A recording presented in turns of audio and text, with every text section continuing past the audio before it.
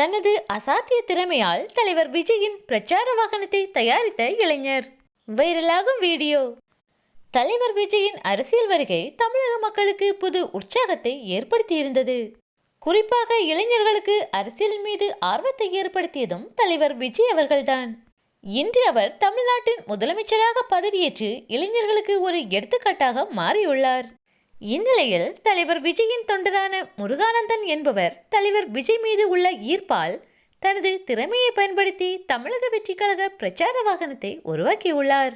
அதிலும் அந்த பிரச்சார வாகனம் ஊர்ந்து போகும் அளவிற்கு உருவாக்கியுள்ளார். அந்த வாகனம் போகும் சாலை வழிகளெல்லாம் தமிழக வெற்றி கழகத்தின் கொடி என அனைத்தையும் அற்புதமாக வடிவமைத்துள்ளார். அதோடு பிரச்சார வாகனத்தில் தலைவர் விஜய் அவர்கள் நிற்பது போன்று மாசாக உருவாக்கியுள்ளார்.